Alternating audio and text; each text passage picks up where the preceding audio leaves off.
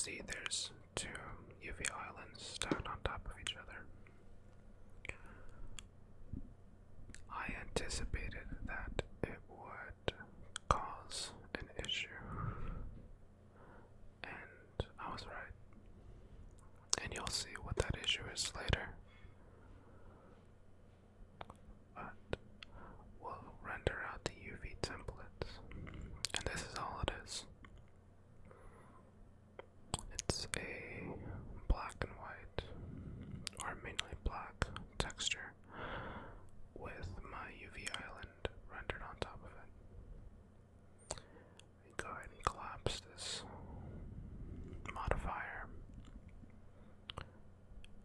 and export out the model. Now, the rough edges around, well, the rough edges, I don't mind those. I don't mind those. That's stuff that's not going to be seen. But I'll grab everything that I want to export. And I believe this new model will replace the one that I have. And it updates beautifully in every software, be it Marmoset or Substance. Now Substance with some limitations. Now it's funny, I was thinking, oh shit, how am I gonna apply this material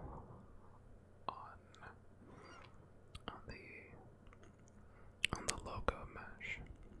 There's a mesh right in front of it.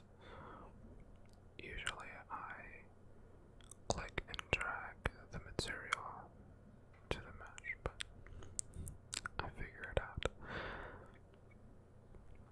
So here we get to the Photoshop side of things, and we're gonna take just a basic version of the Game Dev's logo, and we're gonna put it in the middle of this circle. But first we have to create copies of all the layers that make up this partial logo, and we gotta merge them all together, because I can't copy and paste multiple layers. At least I don't think. It hasn't gone well in the past, so I'm assuming I can't. But I'll grab the layers I need, merge them. Now we can select all, copy, and paste, and we have the logo. And we basically have everything we need.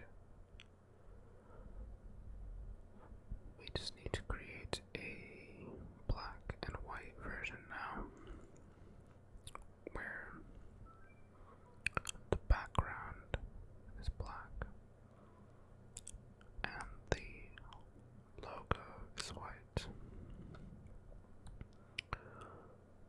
For the meantime, and for the purposes of this video, the black and white map will be used for our emissive material. And I like to, first off, select using the template, but it always puts the edges just a little too close. It always puts the selection too close to the edges. And on lower resolutions, that kind of stuff can stay behind.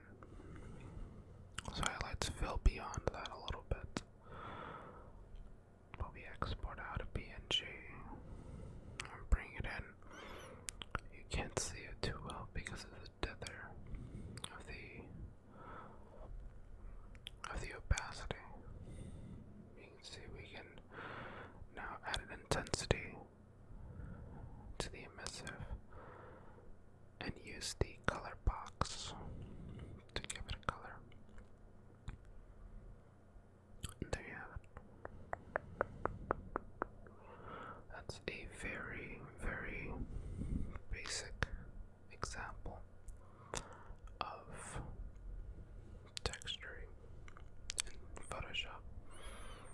It's basically using the UV templates and, getting your materials or your textures on there, making metal look metal by using metal, photography and photo images. And you can see there we have the logo. Now this is an old version of the headset, but it was a good milestone. It was a good milestone. But yeah, guys, you guys will see a little bit more Photoshop texturing on Wednesday's video.